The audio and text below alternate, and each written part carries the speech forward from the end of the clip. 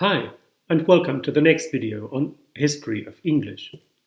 In this video, we start our last block on present-day English. But this video is not going to be like the others. The main topic for today is going to be language and fashion, what distinguishes these two phenomena and what similarities can we find.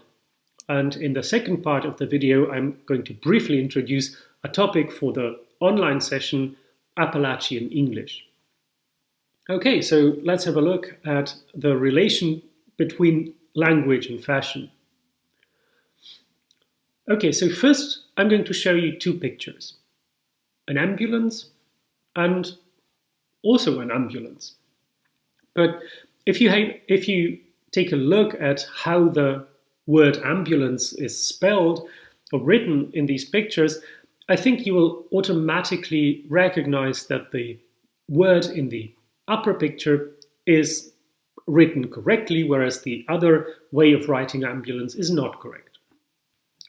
But now I'm going to show you two other pictures.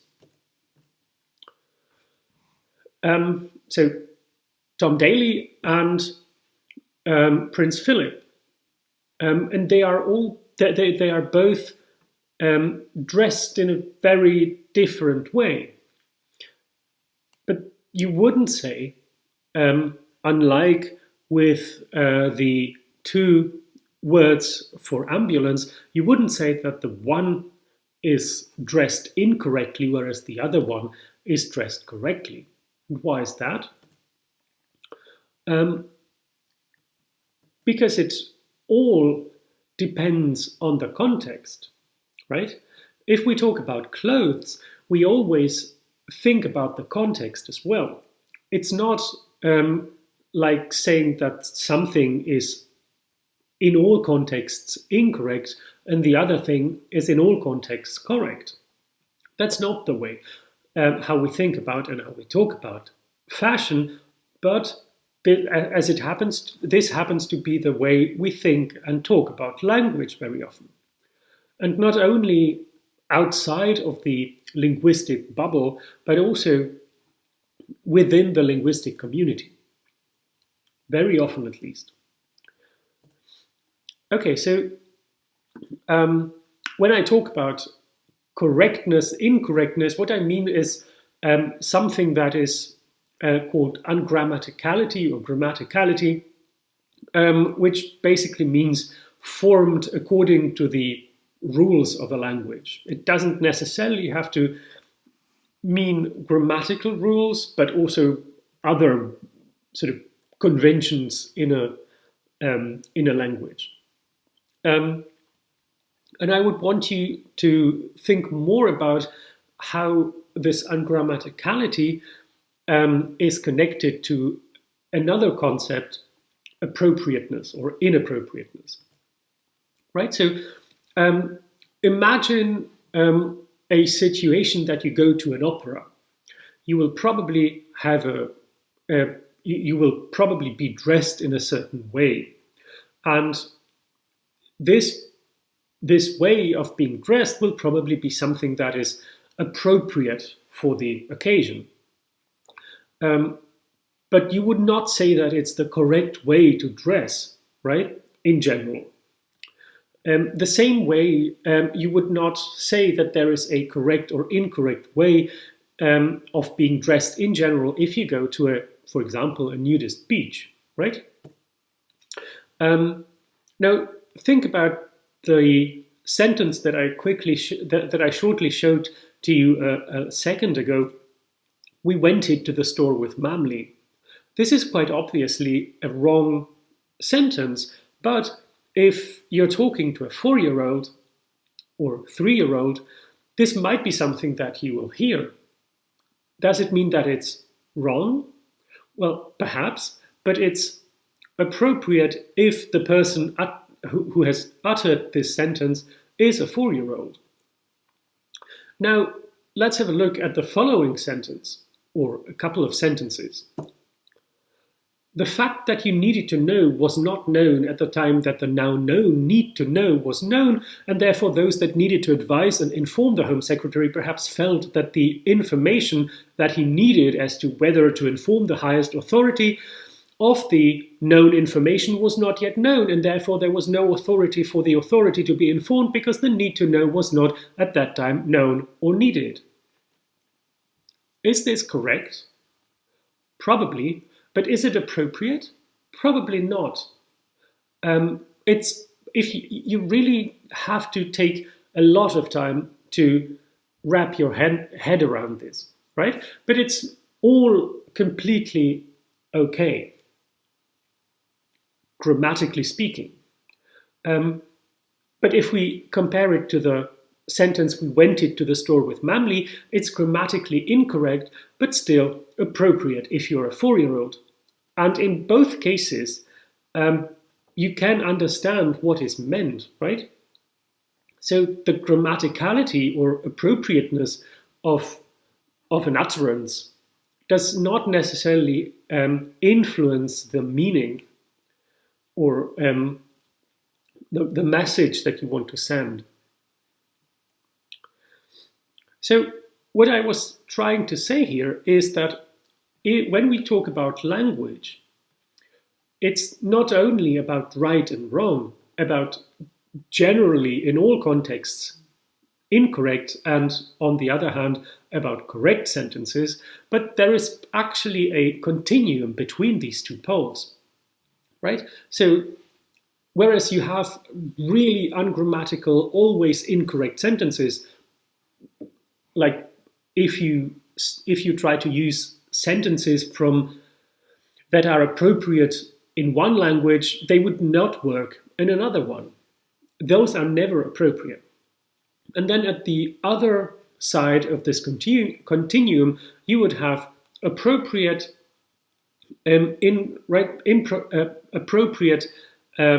utterances that can be used in informal contexts, more flexible, right, that are not so tied to a very specific context. So when we talk about right or wrong, what we actually mean, more or less, is sort of a continuum of appropriateness or inappropriateness, where we have sort of correctness and incorrectness are only the extreme cases of appropriateness.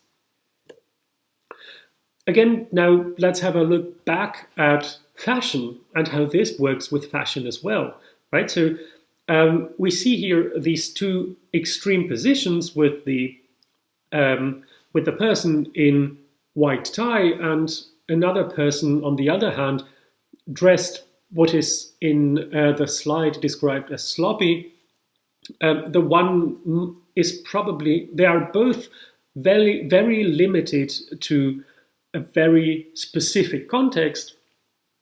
They are less flexible, but they're not really incorrect, right? So there are cases where a white tie as well as a sloppy dressing, being a sloppy dress, might be considered obligatory. So this continuum of appropriateness, inappropriateness is also something that you might see if you take a look at fashion and how we dress in our everyday lives. And it's not only about synchronic correctness, incorrectness, appropriateness, inappropriateness. It's also about change. In the last 10 weeks or so, we've been talking about language change and how language changed over time. But the same thing can also be said about fashion, right? So this, what you see, is probably something that would be considered inappropriate and incorrect way of being dressed nowadays, but it was completely appropriate in the 18th century, right?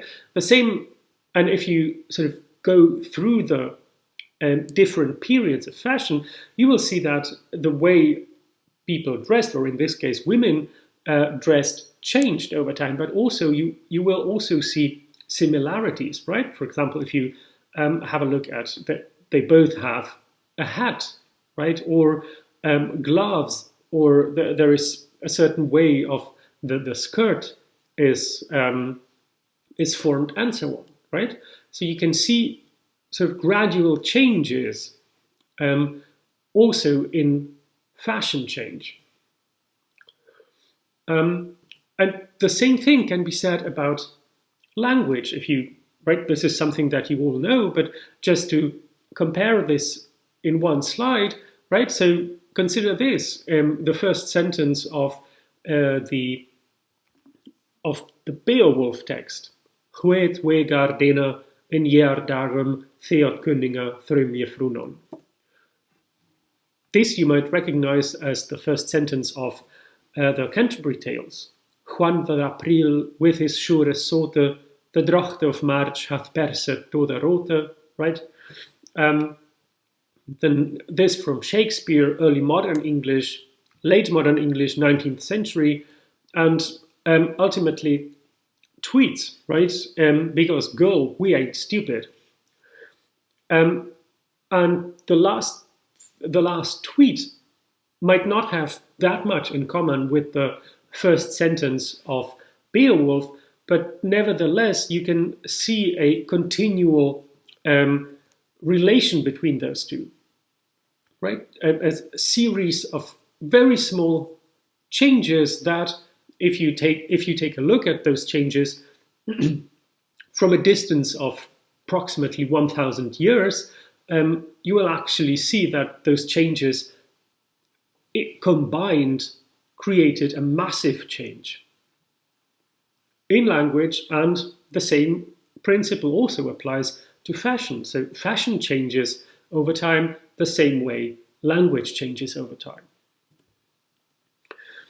Another thing that I wanted to draw your attention to is, again, the interesting thing about how language is mostly not considered as appropriate, inappropriate, but rather incorrect or correct, whereas fashion is very often interpreted as sort of in a very inclusive manner, and people tend to think about what people wanted to say the way they dressed, right? So to give you an example, here is a picture from 2018, and the thing about this picture, why I mention it, is that it was considered as being a fashion statement, right? So the person on that picture is Millie Bobby Brown from Stranger Things, who wanted to make, or people said that she is making a statement by wearing Converse shoes. Or perhaps she simply liked comfortable shoes, right? Anyway, you wouldn't say something like that if you don't react in a certain way linguistically, right? So if you say something that was unexpected in language, you will very often not you very often won't get an article written about you interpreting your linguistic statement, right? When we talk about language, statements are only in very limited contexts made, right? So, for example, in context of racism and the so-called N-word, or in discussions about gender and gender identities and pronouns, such as the use of the so-called singular they, there in English.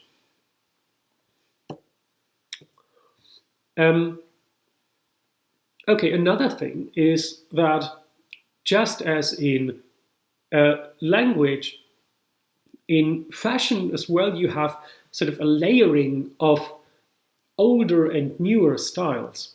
The same thing applies to language, as we know from our sessions, right? So that it's not that we only nowadays see the contemporary layer, we also see other parts of ways of being dressed that come from earlier periods, but still are present for us today, even though some of these ways of being dressed, for example, white tie, is only restricted to a very special context, right? And similarly, you can say that about language and about language change, right? So you see very old things, right? So remnants of the actually sort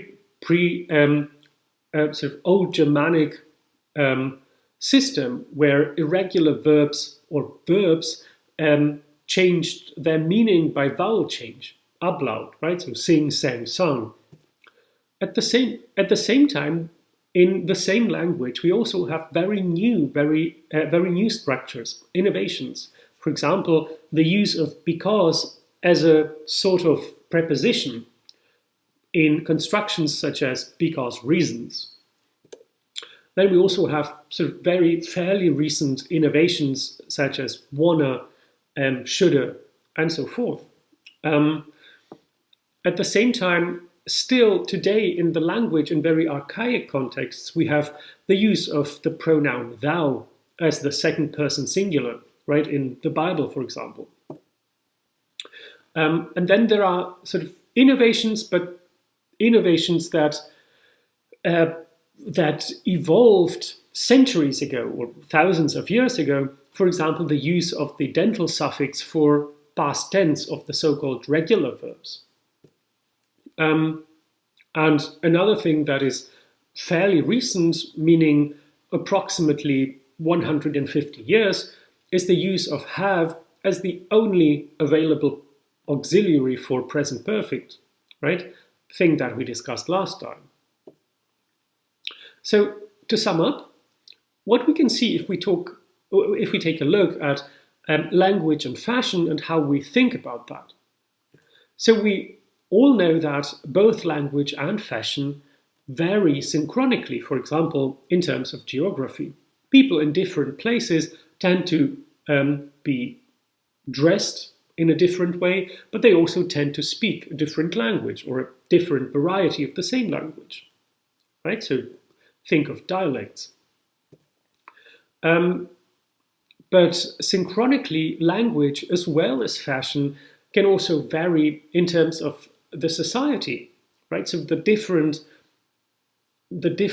layers of the society also express themselves linguistically in a different manner, but also in terms of fashion. Then the thing that I just mentioned, language as well as fashion also vary diachronically. So we can see a historic development. Another thing is that as well as for language and for fashion, there are certain context-based expectations. And what I mean by that is the fact that we are in certain contexts, in certain situations, expected not only to speak a certain way, right? Think of, for example, if you are supposed to give a talk in a seminar or at a conference, right? So you should you are expected to speak in a different way than if you talk to a friend of yours at a party. The same also applies to the fashion, right? So you are also expected to wear different clothes if you're going to the opera than if you, for example, I don't know, go swimming. And in both language and fashion, we can also observe this continuum of appropriateness. It's not really, if we really describe the way people dress and speak, we will actually see that it's not either or, but it's more like more or less appropriate or inappropriate. However, there is one thing that I think is very interestingly unique to language and to our thinking and speaking about language. And that is this binary prescriptive thinking. And during the past couple of sessions, we've actually been talking about how these prescriptive ideas about language have their roots already in early modern period, right? Remember John Hart, or remember other persons who tried to formulate rules about language, what is correct and what is incorrect language use, right? So this prescriptivism is something that is very much connected to language. Whereas in fashion, at least nowadays, that was not always the case, but at least nowadays, we see this non-binary, in this case, by non-binary, I mean escaping this either or categories, inclusive thinking, right? So it's not about, it's not like 100 years ago where certain ways of being dressed were completely prohibited, whereas others were allowed, right? Think of, for example, the fact that women were in France or in Paris, I believe, prohibited from wearing trousers, right? So these things also existed, but we're past that nowadays. Okay, so there are many similarities, but interestingly, there is a huge amount of prescriptive thinking when we think about and talk about language, but this is not the case, at least anymore, when we think and talk about fashion. Okay, and now let's have a look at the second topic, which is Appalachian English. So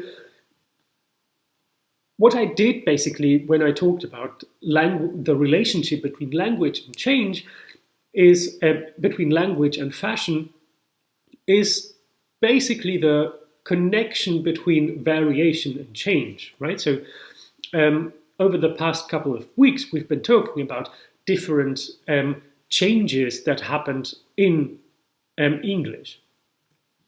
So that would be diachronic change, right? But we see that change actually comes out of variation, right? So if you have a distinction between either or, right? So you can either use one word for something or another word for something. This can, over time, lead to the fact that only one word or only one meaning of a word will be the standard way, right? And in between all of these uses, there is variation, right? So, and change is actually only visible if we take a look at it from a distance. And so in our next session, what we are going to focus on is a variety of English. It's called Appalachian English because it's spoken in the region of the United States, of the Appalachian Mountains, here around the state of Tennessee. And we are going to focus on texts that were produced and recorded actually in the late 30s. And what we have there is, for example, a text by a Bill Barnes, who was, at the date of the recording, 95 years old. So he was born in the 19th century, basically in the late modern English period, but when he was recorded, the English being spoken then was the present-day English as we know it nowadays. But still, he is sort of a someone who connects these two periods. He lived in Hartford in Tennessee, a village of about 800 inhabitants. Bill Barnes had some formal education and he worked as a farmer, and later on as a deputy sheriff. So it's not someone from London or from New York, but someone from a very secluded area of the United States.